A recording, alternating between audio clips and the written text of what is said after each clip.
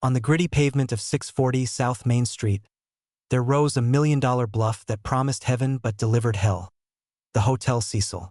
At its birth, a Beaux-Arts temple of alabaster and stained glass. 15 stories of roaring ambition. 700 rooms. A lobby built for barons, but destined for beggars. It was a structure designed to catch the California sun, yet it became famous for the only thing it could truly keep: the darkness. The Los Angeles night does not fall gently. It collapses, a sudden suffocation of the sun by a heavy, chemical twilight that smells of exhaust, frying oil, and ancient dust. Stand at the corner of 7th and Main, and you are standing in a canyon of forgotten dreams, where the architecture of the 1920s looms like the skeletal remains of a leviathan that washed ashore and rotted in the sun.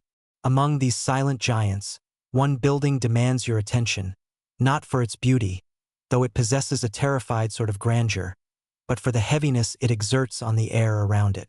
The Hotel Cecil.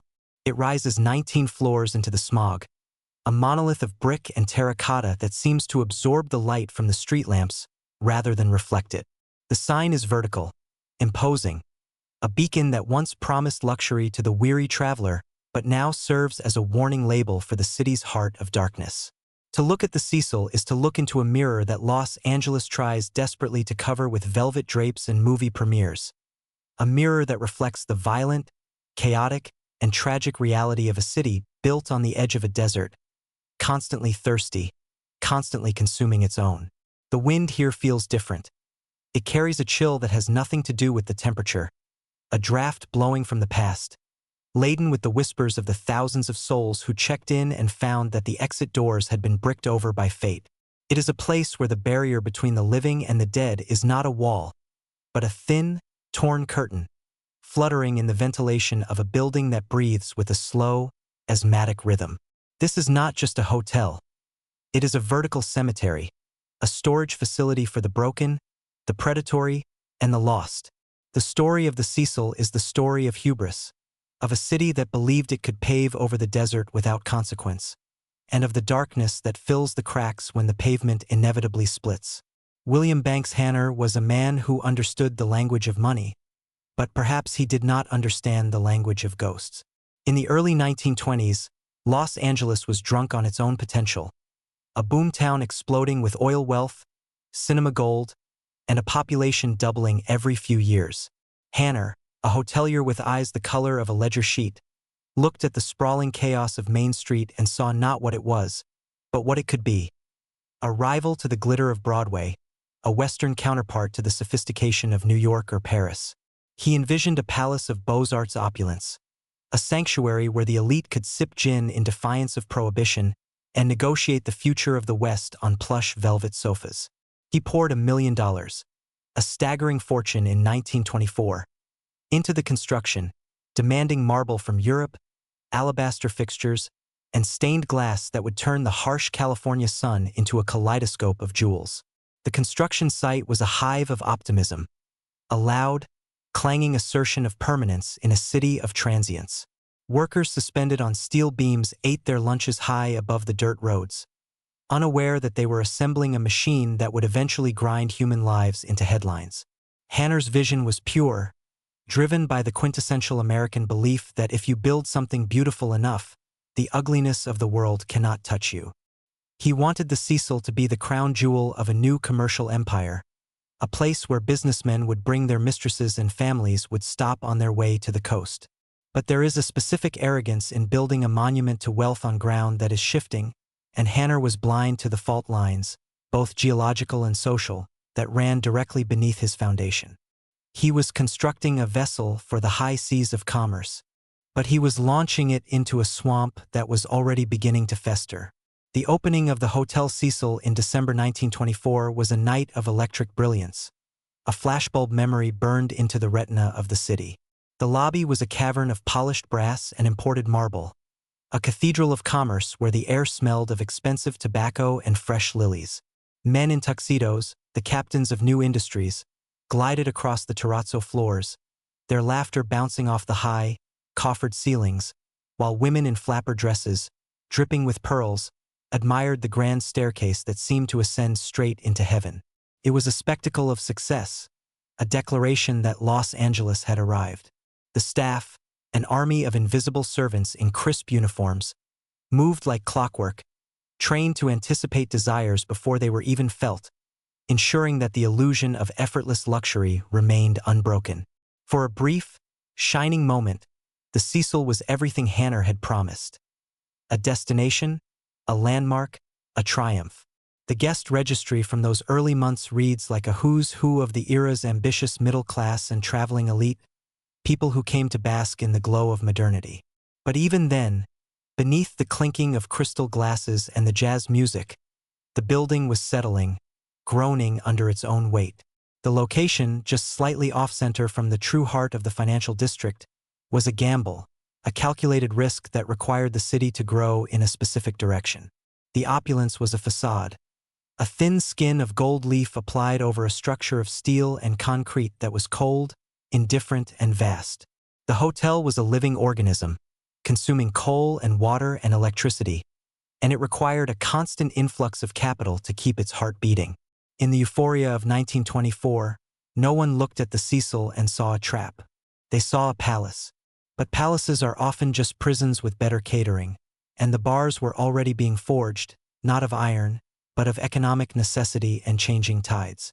The crash did not happen all at once, but when it arrived, it hit with the force of a hammer shattering a pane of glass. The Great Depression of 1929 tore the bottom out of the American dream, and the shockwaves leveled the aspirations of men like William Banks Hanner. The clientele that the Cecil had courted, the traveling salesmen, the tourists, the investors, evaporated overnight. Their fortunes turned to dust in the stock market collapse.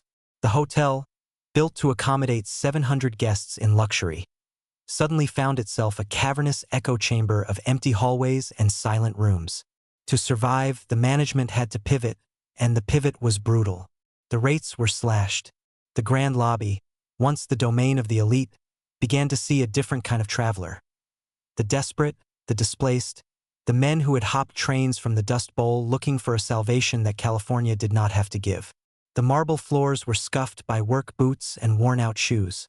The polished brass began to tarnish as the maintenance budget was cut to the bone. The Cecil was no longer a destination. It was a shelter of last resort.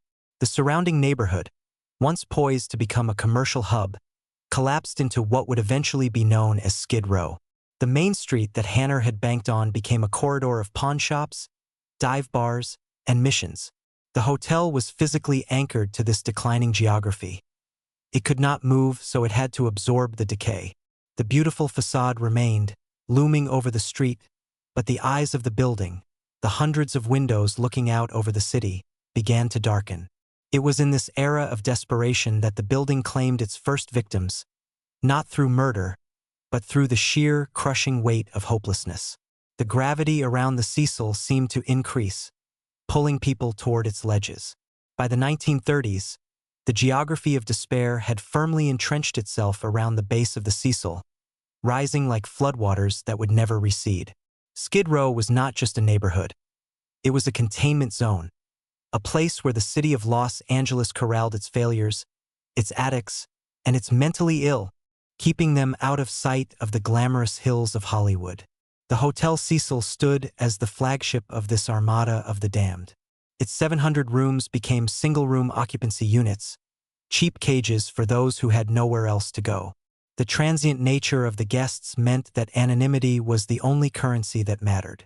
You could check into the Cecil with a fake name, a suitcase full of regrets, and enough cash for a week, and no one would ask where you came from or where you were going. The hotel became a vertical extension of the streets below. The lobby, once a place of socialization, became a checkpoint, a gauntlet to run between the hostility of the outside world and the isolation of the room. The staff, hardened by the daily parade of tragedy, learned to look the other way, to hear nothing, to speak nothing. The infrastructure of the building began to mimic the physiology of its inhabitants. The pipes groaned and leaked, the heating was erratic, the elevators were temperamental beasts that trapped people between floors. The walls, thick with layers of cheap paint, absorbed the smoke of 10,000 cigarettes and the sweat of fevered dreams. It was a symbiotic relationship, The broken people needed the cheap rooms, and the dying building needed the rent. In this ecosystem, morality was a luxury that no one could afford. The Cecil became a place where the normal rules of society were suspended, where the thin line between a hotel guest and a vagrant blurred until it vanished completely. The reputation of the Cecil as a suicide hotel was not a myth created by modern internet sleuths. It was a statistical reality forged in the grim years of the mid-century. The sheer height of the building, combined with the desperation of its clientele, made it a magnet for those seeking a final exit. The first recorded suicide occurred in 1931, when a guest named W.K. Norton, 46, was found dead in his room after ingesting poison capsules. He had checked in under a pseudonym, a pattern that would repeat itself for decades. But poison was quiet. The Cecil soon became known for the jumpers. In 1937, Grace Magro fell from a 9th-story window. Her body became tangled in the telephone wires above the street, a grotesque marionette suspended over the horrified pedestrians below before finally plummeting to the pavement. It was a public spectacle of death that stained the hotel's image indelibly. In 1944, a teenage mother threw her newborn baby out of the window, followed by herself, though she survived the fall while the infant did not. These were not isolated incidents. They were a rhythmic drumming of tragedy. Each death seemed to charge the building with a negative energy, a residue of trauma that clung to the brickwork. The police grew weary of the calls to 640 South Main Street. The coroners knew the address by heart.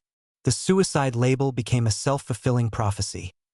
If you wanted to die, you went to the Cecil, because the Cecil didn't ask questions, and the windows opened wide. It was as if the building itself was whispering to the vulnerable, offering a quick solution to permanent problems. The paradox of the architecture, the beautiful, high arches and the dizzying drop, created a siren call for the depressed. Behind the front desk, the machine of the hotel ground on, indifferent to the bodies on the sidewalk. To understand the horror of the Cecil, one must understand the invisible army that kept it running. The maids, the janitors, the desk clerks who worked for minimum wage in a building that terrified them. They were the silent witnesses to the slow-motion collapse of human dignity. They were the ones who had to scrub the blood from the carpets, who had to pack up the meager belongings of the deceased, who had to knock on doors that would never open again. There was a strict hierarchy, a brutal upstairs/downstairs dynamic that persisted even as the hotel declined. The permanent residents, the elderly pensioners who had lived there for decades, viewed themselves as the aristocracy of the Cecil, looking down on the transients and the drug addicts who rented by the night. The long-term residents tried to maintain a semblance of normalcy, decorating their tiny rooms with lace doilies and framed photos of grandchildren who never visited, creating pockets of denial amidst the chaos. But the walls were thin. They could hear the fights, the screams, the muffled thuds of bodies hitting the floor. The staff navigated this minefield with a detached efficiency. To survive working at the Cecil, you had to turn off your empathy. You had to treat a dead body not as a tragedy, but as a logistical problem. A room that needed to be turned over, a police report that needed to be filed. The management, often distant and focused solely on the ledger, viewed the incidents as a cost of doing business in a bad neighborhood. The humanity of the guests was stripped away, layer by layer, until they were just entries in a book, profitable as long as they were breathing, and a nuisance when they stopped. By the time the post-war noir era of the late 1940s and 50s rolled around, the Cecil had fully transitioned from a hotel to a flophouse, a backdrop for the gritty crime novels of the time. But the fiction could never match the reality. In 1964, the murder of Pigeon Goldie Osgood marked a turning point, a loss of innocence for a building that had already seen too much. Goldie was a retired telephone operator, a well-known figure in the neighborhood who spent her days feeding pigeons in Pershing Square. She was a gentle soul, a fixture of the community who lived in the hotel. She was found in her room, raped, stabbed, and beaten, her Dodgers cap lying nearby. The brutality of the crime shook the residents. This was not a suicide. This was a predator entering their sanctuary. A suspect was arrested, Jacques Ellinger, but was later released due to lack of evidence. The murder remains unsolved to this day. Goldie's death signaled that the Cecil was no longer just a place where people went to die by their own hand. It was a hunting ground. The security was non-existent. The locks were flimsy. Anyone could walk in off the street, take the elevator to a residential floor, and disappear into the labyrinth. The murder of Goldie Osgood hung over the hotel like a shroud. It proved that the walls could not protect you. It proved that the darkness of the city could follow you up the elevator shaft and into your bed. The Pigeon Lady became a ghost story, a warning whispered to new arrivals, but the warning went unheeded. The cheap rent was the ultimate lure, and for the poor, safety is a commodity they cannot purchase. The 1970s and 80s brought a new, more aggressive form of decay to Los Angeles. The manufacturing jobs left, the mental institutions were emptied onto the streets, and the crack cocaine epidemic began to tear through the social fabric like wildfire. The Hotel Cecil stood at the epicenter of this hurricane. The lobby, once a place of grandeur, was now a marketplace for illicit deals. The stairwells smelled of urine and burnt spoons. The clientele shifted from the elderly poor to the actively predatory. The hotel became a chaotic sanctuary for parolees, sex offenders, and drifters who existed on the fringes of the law. It was a zone of lawlessness where the police only entered in force. In this atmosphere, the Cecil became the perfect camouflage. If you were a monster looking to hide, you didn't go to the suburbs where neighbors watched each other's lawns. You went to the Cecil, where a scream was just background noise, indistinguishable from the sounds of traffic or the raving of a feverish addict. The anonymity that had once been a convenience for travelers was now a shield for evil. The hotel's registry from this era is a roster of aliases and blank spaces. The management, overwhelmed and underfunded, largely abdicated control of the upper floors. The hallways belonged to the tenants, and among the tenants were men who looked at the chaos and saw opportunity. The building was no longer just deteriorating. It was festering, a wound in the city that refused to heal, attracting infections that would shock the world.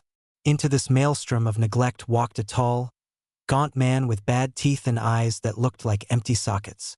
It was 1985, and Richard Ramirez, the Night Stalker, needed a place to rest his head. Ramirez was in the midst of a killing spree that had paralyzed Los Angeles with terror. He was breaking into homes, raping, mutilating, and murdering with a savagery that defied comprehension. And after these nights of butchery, he would return to the Hotel Cecil. He paid $14 a night for a room on the 14th floor. The location was strategic. He could park a stolen car nearby, dispose of his bloody clothing in the dumpsters in the alley, dumpsters that were already overflowing with the refuse of 1,000 lives, and walk into the lobby half-naked, covered in blood, without raising an eyebrow. In the context of the Cecil in 1985, a man covered in blood was not an anomaly. He was just another casualty of the night. Ramirez reportedly would walk through the lobby, barefoot and terrifying, and the night clerk would simply buzz him in. The hotel absorbed him. It provided him with the two things a serial killer needs most: invisibility and access. He lived among the residents, sharing the elevators, breathing the same recycled air. The thought is chilling. The idea that the person standing next to you in the elevator, the quiet man in 1412, had just massacred a family an hour ago. Ramirez treated the Cecil as his base of operations, his lair. The building's apathy was his accomplice. It didn't ask what he had done. It only asked for his $14. The stain of Richard Ramirez on the Hotel Cecil is impossible to scrub away. When he was finally captured, not by the police, but by an angry mob of citizens in East LA, the connection to the hotel came to light, cementing its reputation as a house of horrors. But the tragedy is that for the residents of the Cecil, Ramirez was just a temporary escalation of their daily reality. They were living in a war zone. He was just the most famous soldier. The police indifference to the area meant that Ramirez could operate with impunity for months. If he had been staying at the Biltmore or the Ritz, he would have been caught in days. But at the Cecil, he was camouflaged by the misery around him. The psychological impact on the long-term residents, once they realized who their neighbor had been, was profound. They had slept inches away from the devil. The hallways they walked were the same ones he stalked. The The sensation of violation was total. The building felt tainted, cursed. Yet they could not leave. Poverty is a cage more secure than any prison cell. They had to stay, to sleep in the beds that Ramirez might have sat on, to use the bathrooms he used. The Cecil became a character in the Night Stalker mythology, not as a victim, but as a passive enabler. It was the soil in which his evil grew. The media descended, filming the exterior, calling it the Hotel of Death, turning the residents' home into a spectacle. But once the cameras left, the darkness remained. The Cecil didn't close. It didn't undergo a spiritual cleansing. It just kept renting rooms. As if fate were writing a bad screenplay, history repeated itself in 1991 with the arrival of Jack Unterweger. Unterweger was an Austrian literary celebrity, a convicted murderer who had been released from prison in his home country after intellectuals lobbied for his rehabilitation, claiming his writing showed he was a reformed man. He came to Los Angeles to write about crime, about the dark side of the American dream. And where did he choose to stay? The Hotel Cecil. He chose it specifically because of its connection to Ramirez. He was a tourist of death, seeking inspiration from the ghosts of the Night Stalker. But Unterweger wasn't just writing, he was killing. He targeted sex workers in the surrounding area, strangling them with their own braziers, using the same knots he had used in his previous murders in Austria. The irony is staggering. A serial killer posing as a journalist investigating crime, staying in a hotel famous for housing serial killers, while actively committing serial murders. He rode along with the LAPD, interviewing them about the very bodies he had left in the alleys. The Cecil was his theater. He played the role of the sophisticated European observer, looking down on the squalor of Skid Row from his window, while secretly contributing to the body count. Unterweger's presence proved that the Cecil had become a beacon for the disturbed. It was no longer just attracting the desperate. It was attracting the performative evil. It was a pilgrimage site for those fascinated by death. Unterweger eventually was caught and committed suicide in prison, but his stay at the Cecil added another layer of grime to the hotel's history. It solidified the idea that the building was a magnet for the worst of humanity. By the 2000s, the developers had turned their eyes back to downtown Los Angeles. Gentrification was creeping inward from the edges, transforming old factories into lofts and dive bars into craft breweries. The owners of the Cecil saw an opportunity to capitalize on this wave.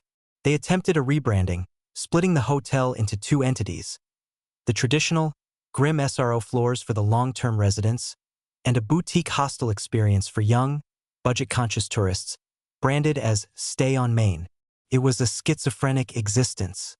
The lobby was given a facelift, with trendy furniture and bright colors, trying to mask the smell of rot with the scent of cheap cleaning supplies. Young backpackers from Europe and Asia would check in, drawn by the internet photos of a quirky, historic LA hotel, completely unaware that they were stepping into a vertical asylum. They would share the elevators with the toothless, the schizophrenic, and the registered sex offenders who lived on the upper floors. The Stay on Main concept was a dangerous lie. It tried to impose a hipster aesthetic on a structure that was fundamentally broken. The clash of worlds was jarring. You had 20-year-old students looking for the Hollywood sign sharing a hallway with 60-year-old parolees looking for a fix. The building was at war with itself, the fresh paint peeling to reveal the old scars. This attempt to sanitize the Cecil was not just a failure of marketing. It was a failure of ethics. It invited the innocent into the lion's den, relying on the ignorance of tourists to fill the rooms that locals knew to avoid. It was into this confused, bifurcated world that Elisa Lam stepped in January 2013. A Canadian student on a solo trip up the West Coast. She was the demographic the Stay on Main wanted. Young, adventurous, and naive to the realities of Skid Row. Her Tumblr posts from the days leading up to her disappearance show a young woman dealing with her own mental health struggles, but excited about the journey. When she checked into the Cecil, she was assigned a shared room, but her roommates complained about her odd behavior, and she was moved to a private room. The atmosphere of the hotel must have seeped into her psyche. For someone suffering from bipolar disorder, the Cecil is a sensory overload of negative stimuli. The flickering lights, the strange noises, the palpable tension in the air. On the day she vanished, The hotel was humming with its usual low-frequency menace. The now infamous elevator surveillance footage captures the essence of the Cecil's terror. In the grainy video, Elisa behaves erratically, pressing all the buttons, peeking out into the hallway, hiding in the corner, gesturing to an unseen presence. Is she hallucinating? Is she being followed? Or is she reacting to the oppressive weight of the building itself? The doors refuse to close, then close and open again, as if the machine is taunting her. It is a portrait of vulnerability. She exits the elevator and disappears from the frame, and from the world, swallowed by the labyrinth. The footage went viral not just because it was mysterious, but because it felt like a horror movie brought to life. The setting, the scuffed elevator, the harsh lighting was quintessentially Cecil. For weeks, she was missing. The police searched the hotel, or claimed to, with dogs and officers. They found nothing. Meanwhile, the hotel continued to operate. Guests checked in and out. And then the complaints began.